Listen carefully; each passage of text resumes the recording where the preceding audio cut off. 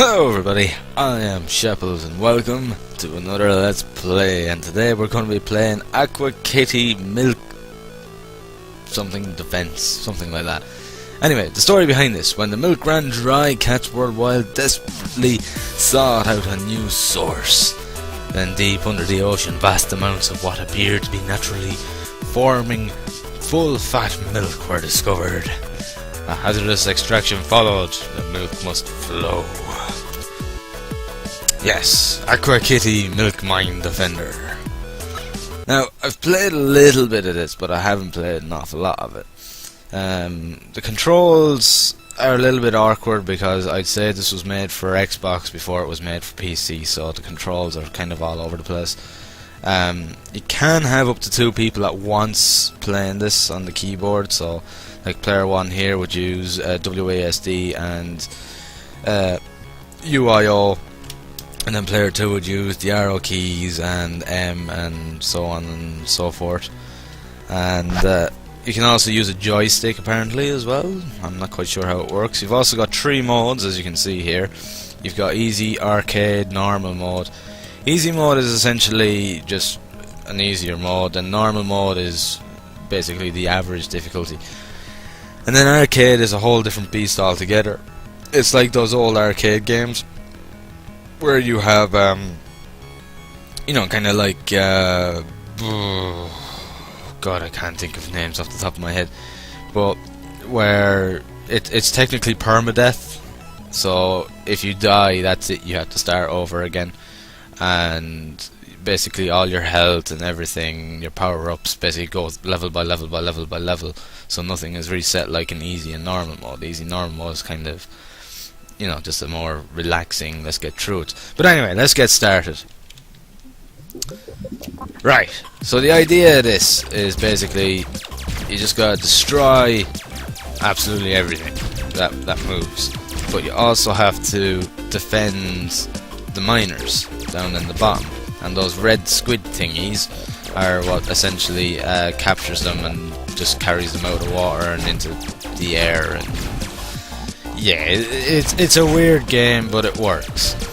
And it's kind of you know, it reminds me of those old games back on the likes of the Amiga and the Commodore 64 and things like that, where you know you collect your power-ups and then you use them, and you just basically have to get through each level. I suppose a good example of it was kind of Asteroid.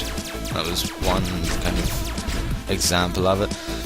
But this game is, needless to say, quite unusual, and I don't know if I would have ever actually played it if it wasn't for the fact of GOG.com had a specific sale on earlier this year. I think it was for St. Patrick's Day, and essentially you could, for I think it was $10 or something like that, it was kind of like having a lucky dip, and you pay the money and the website would generate a certain number of games. I think it was 5 games, so you're paying $2 a game or something like that, but you didn't know what you were going to get, but it would never give you a game that you've already got or you had already bought. And I said, well, fuck it, it's Paddy's Day, I'm Irish, I might as well go with it. And essentially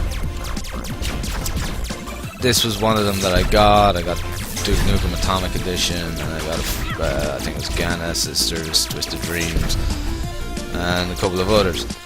And I don't think I'll be honest, I don't think I would have actually played this or even got it if it wasn't for the fact that I got it in that. But it turns out that it's actually quite a good game. It's quite addictive. You know, it's just one of those really weird and quirky games that, you know, you kind of have to wonder what was going through the developer's head, or heads, because it was made by 2 people. But you know, you gotta wonder how anyone ever thought up of this, and this is why, you know, this is the thing about indies. You know, they're full of these ideas. You know, like a game like this is kind of like one of those things.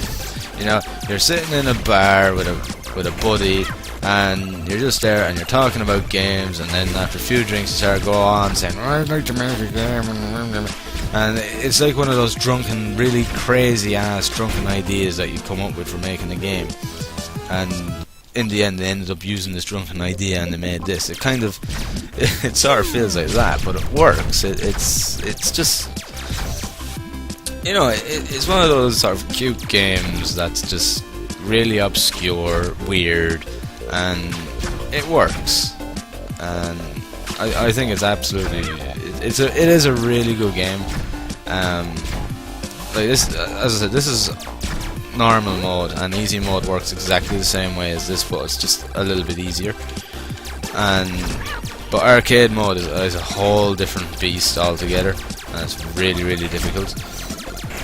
Like, I haven't played this through or anything like that. I was literally just trying it out. Like, you know, one of the days I was just going through all my GOG files, because literally any game that I have, I just keep a backup of on an external hard drive. And I was looking through and seeing what was there, and I saw this sitting there, and I just said, right, let's give it a try. And you know, I went in not having much sort of hope of interest in it, and I found myself kind of getting engrossed into it after that, and I did end up playing it for a while. Now, with easy mode and normal mode, after you finish each area, you do unlock the new area, and you also get a turbo energy upgrade as well.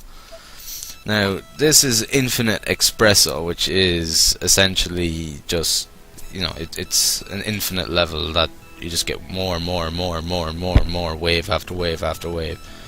And it's kind of just one of those that, you know, you just try to get the high score as possible. But we're going to move on to Creamy Cove, and this is where things kind of start to get a little bit more difficult. Now, did you notice the way that power-up thing changes colour? And the colour indicates what power-up it's going to drop, so you actually have some control over what power-ups you get. Like an example is, green is bomb, red is health, and then I think there's an orange and there's pink, and they each have give you different power-ups, so you kind of have to just learn them off, and they'll give you different ones. Like there's another power-up that you get these additional 2 cats that just appear in these kind of suits, and they help you, they kind of stay behind you and attack as well, which we might get to see. I don't know. Like, it's a short enough game, and I'm not going to, like, you know, I am going to play it through to the end, but and I might give arcade mode a couple of goes, but arcade mode is ridiculously difficult, so I'm not going to try and overdo it. You know, I'm not going to drive myself to insanity by just not stopping playing this until I beat arcade mode. I'd say when it comes to arcade mode, what I'll probably do is I'll do a now and again episode. You know, maybe one episode a week, or I'll give it an attempt maybe once a week or something like that, because it can be extremely, oh, here's the kitties. It can be extremely infuriating,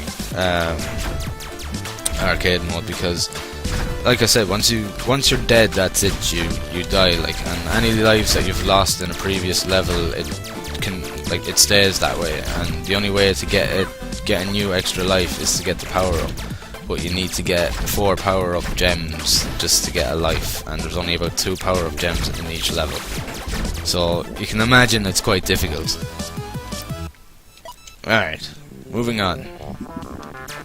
Now we're starting to see some different enemies. And the thing is that the enemies are all very, very unique. And they all have their own attack pattern, they have their own strengths, weaknesses, things like that. Like these red things, they don't attack, but they go after the miners, and if you lose a miner, you don't get extra points at the end for each miner. Like, you get 2,000 points for every miner that survives. And on top of that, if they all go, I'm not sure on this because I've never actually let it happen, but if all the miners are lost, I think it might be you might have to start the game over, or sorry, the level over, just like as if you died or something like that. In arcade mode, that might be a little bit different though. You might have to start the whole thing over. It's kind of hard to say. Like the easy and normal mode are pretty simplistic.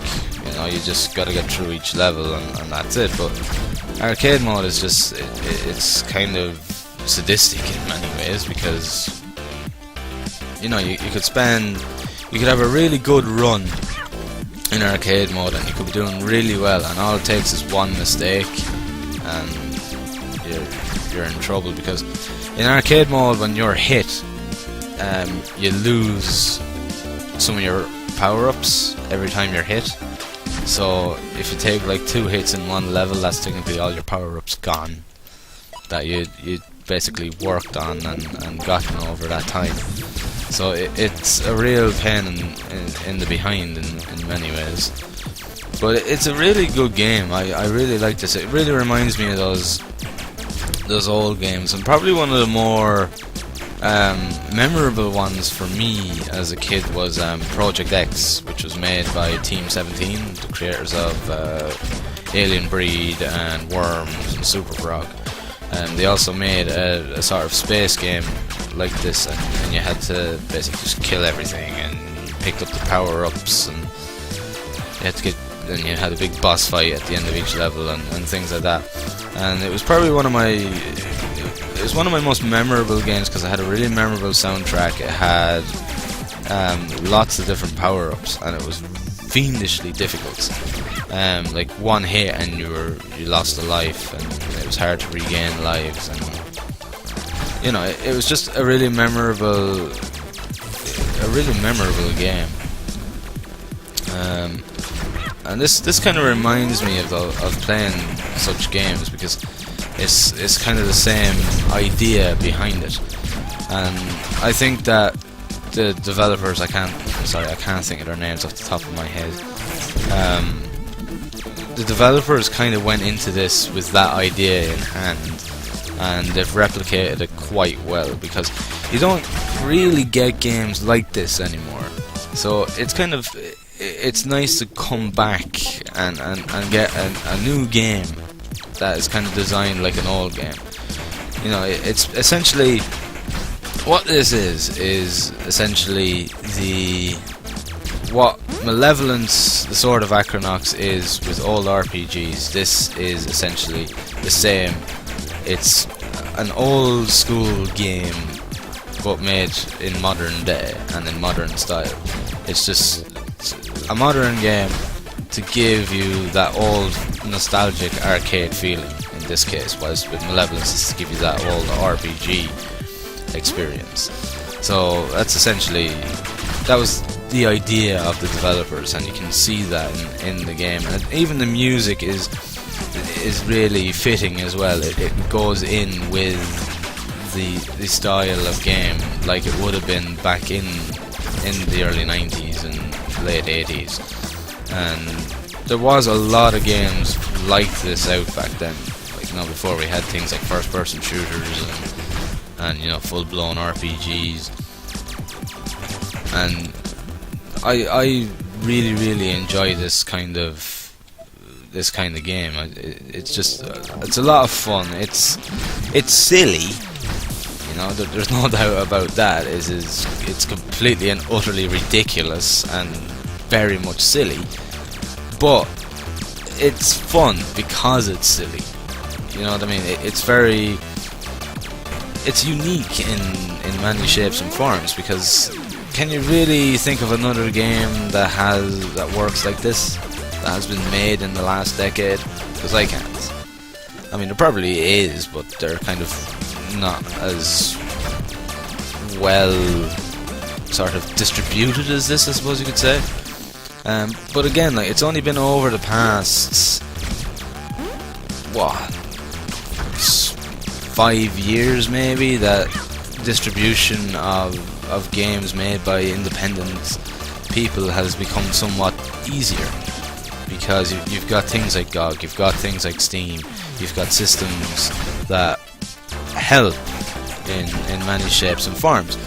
But back, before then, about 5-6 years ago, we didn't have Steam Greenlight, we didn't have early access, we didn't have shit. I'm gonna have to start this over. We didn't have anything like that to basically aid people. You always had to go and you had to find a publisher. You had to, the publisher had to like your game. They had to like the idea, and then, you might have to make an agreement with them as well to basically change this or change that because they didn't like this idea or they didn't like that idea. And that made life very, very difficult because this was your game, this was the way you wanted it, and it kind of felt like you had to change it. You had to change your creation just because it's what someone else wanted, and just so that you could actually sell your creation. But now that has changed because of things like God, because of things like Greenlight and early access. You now don't have to necessarily change anything in your creation. It is the way you want it. I mean, like, I could just imagine these guys trying to approach a big time publisher trying to get this game published. The publisher probably would have looked at them as though they were fucking insane, because it's just so weird. That's oh bollocks, I'm gonna lose a kitty now. No, kitty, no! But as you can see, the mine shut down now, so I lost the cat. But it's the gaming industry has, without a doubt, become an absolute phenomenon. It's incredible how far gaming has come, and now anyone can do it. Anyone can create something and share it with the world, and make a bit of money out of it as well at the same time. Whether it's someone with a hobby or whether it's someone that genuinely wants to do it for a living, you can do it either way. Hobbyists or professionals or amateurs alike, anyone can make a game now, and you don't have to go through having to please publishers and all this shit that you had to used to go through. And I think it's absolutely brilliant, and I think that, in honesty, the indie scene has a much greater imagination than the AAA does. The AAA, you're just getting the same shit year in, year out. But when you get the indie scene, you get unusual little gems like this, and that are just completely and utterly weird, but they're absolutely awesome. And there's been a few times that I have had such really pleasant surprises like this when it comes to getting indie games. Like another one was Don't Starve. Don't Starve was another really unusual game that I didn't really know what I was going to be expecting, but it turned out that it was a really good purchase, because I got absolutely hours of fun out of it and frustration. But it's a really cleverly designed game, and this is no difference. This is a great little game that really sort of has caught that arcade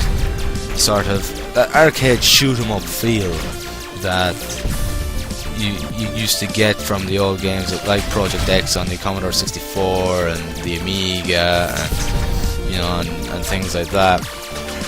And even it also reminds you of those days where you were on holiday. It was summer. You were on holiday, and you went down to the beach, and you went to the beach anyway, and down along the beach was always these all these ice cream shops, and sort of beach shops and things like that, but there was always an arcade there. And You know, you used as a kid, you'd have your, you know, your couple of pounds or your euro or whatever, and you used to, you know, after the beach, before you went home, you went to the arcades and you played these games, you know, their joysticks and all their little fancy buttons, all these big colourful buttons and everything, and pinball machines and all that. And this really sort of brings back those memories to me, this game does, and I absolutely love it. I think it was a crazy idea. There's no doubt about that. This was an absolutely weird, crazy idea for a game, but it's a weird, crazy idea that worked, and I completely and utterly am delighted that I ended up playing it. Because it was literally one of those situations where I was not really knowing what to play, and I just wanted to try something new. And I saw it, and I said, well, it's in amongst my library of games, I might as well give it a try. There's no point in letting it just sit there and gather dust. And sure enough, that's what I did, and I was very surprised at the quality and just how much fun it really is. And I'd really recommend getting it. It's only I checked up the price just yesterday for you know, just for actually doing this, and it was at €4.70, which I think is roughly around $5.99, the standard price. So, you know, for the price of it, it's, you know, it's worth it. I mean, like, it'll go on sale every now and then as well. I'm not sure if it's available on Steam. Oh, bollocks. I'm sure it is.